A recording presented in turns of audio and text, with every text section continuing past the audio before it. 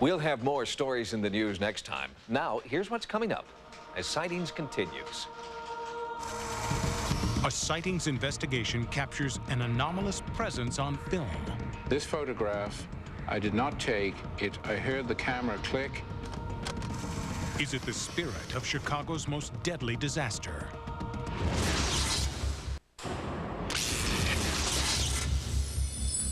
Not too long ago, Sightings contacted the Excalibur Club in Chicago to confirm some stories that we'd heard about ghosts roaming around that popular night spot.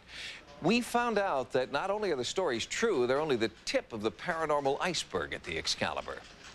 When our investigative team arrived on the site, they learned that the place was soaked with the blood of Chicago's two greatest disasters. And when they began snapping pictures, something strange happened.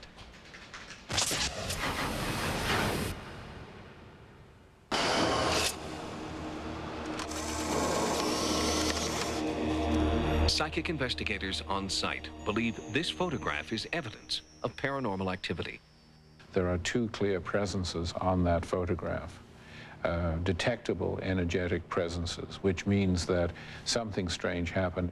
The activity is happening inside this historic building, now called the Excalibur Nightclub in downtown Chicago.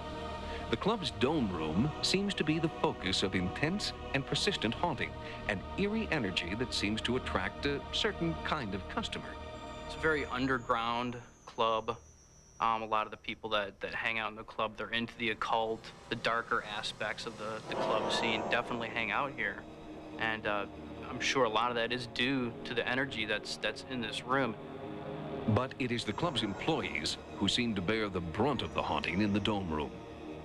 Tom Neubauer is the club's creative director. Many shaken employees have confided in him about their ghostly encounters after closing time. At the end of the night, if everybody's left and we're closing up the club, there's candles, lit, set throughout the club. The waitresses or the bartender, whoever's breaking down the room, they'll go throughout the room, blow all the candles out, and they've walked in 5-10 minutes after they've blown all this stuff out, and the candles will all be relit, and we're talking like 30, 40, 50 candles. I became a believer when I first saw the candles. The first time, I'm like, and then the second time, and then the third time, and then I thought maybe somebody's playing tricks. But when I locked down the room myself, and I have the key, I truly believe there's something going on here. What it is, I don't know. What we do before the club opens at night is just kind of run upstairs and do a bathroom check. And I ran up there and I ran in there and I actually thought, I was like, haha, I'm all alone, maybe I'll see a ghost. And went to wash my hands and I had heard crying, and at first I was like, what is that? And I stopped for a moment and it was just this really small voice just crying. I was just, get out of here as fast as possible. I saw something right behind this bar. I walked in to shut the lights off, and next thing I see is a white tuxedo feature with reddish hair glowing behind the bar. I looked one more time to make sure, and it was gone. There was nothing there. I had one experience. I smelled the most horrible stench of just death, rotting flesh that I've ever experienced in my life. It was almost made me pass out. It was so intense. There's no other place in the entire room that you could smell it, just in this one little spot. And we looked around. There was no explanation whatsoever. A possible explanation for that foul stench was revealed when a sightings investigative team began to research Chicago's tragic past and its connection to this landmark. In the 19th century, this was the site of the Chicago Historical Society. It burned down during the famous Chicago fire of 1871.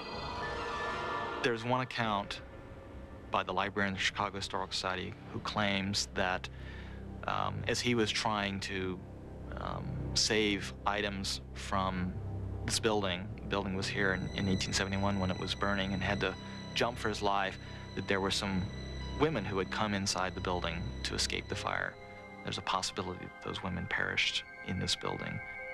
Although not as famous as the Chicago fire, a pleasure boat disaster in 1915 claimed nearly 10 times as many lives.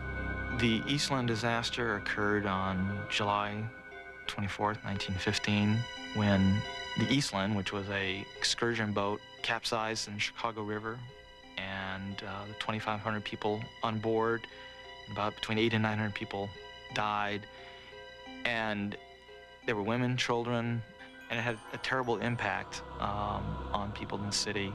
It was a tragedy. Nothing like that had ever happened. There's also been some speculation that after the Eastland disaster in 1915, that this building we're in now was one of the temporary morgues that had been set up for the victims. Because the building was intimately connected to the two most deadly disasters in Chicago history, Sightings asked two renowned investigators to evaluate the site. Jorianne Dufresne, working psychically, and Peter Moscow, hunting for scientific evidence.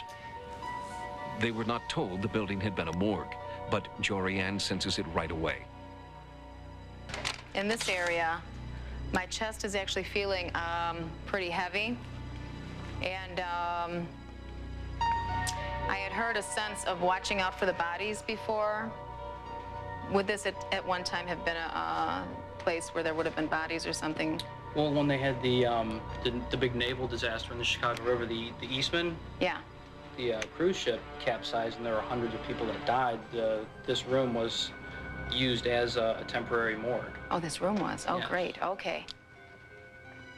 I just heard something like, stop and watch me, stop and watch me. Okay, and that's actually up in this area. Somebody like wanting to be watched. I don't know if it was along the catwalk.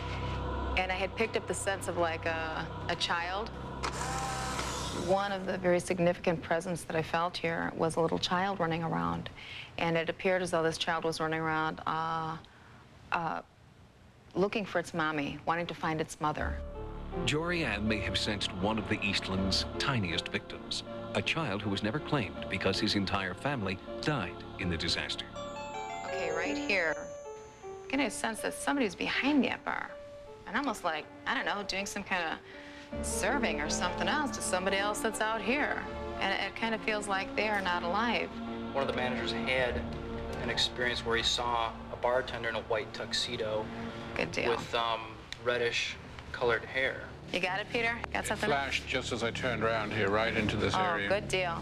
As I turned around, it went from about a 4.5 to 5 all the way up to the 15 on the dial there. So right in this area here, I believe you're going to find who you're looking for. Yeah. There was a tremendous burst of energy. It was in this same bar area that Peter's camera went off by itself. Our cameras didn't catch the event, but here is the end result. This photograph I took of the bar after we'd picked up the information about the barman standing there behind the bar. This photograph I did not take. I heard the camera click. Clearly there are some abnormally strange streaks of light in this, which I cannot account for. I think it's the barman that triggered this abnormal Yeah. photography. I thought it was fantastic that the camera had gone off by itself and that we had actually picked up energy on the photograph. Anything that happens with a camera doesn't prove the point 100%. But I think that it is spiritual evidence of what we're looking for. When Jorianne and Peter completed their evaluation, it was clear to them that the haunting is being caused by spirits from Chicago's painful past. This has given the employees a poignant new outlook. Finally, they can put names and faces to the spirits here. Peter Moscow and Jorianne Dufresne were brought in only to help identify the source of the haunting. Having done so, it's now up to the people who work in the building to decide whether they should ask a psychic investigator to perform a cleansing or instead to respect the spirits and their otherworldly claim to that property.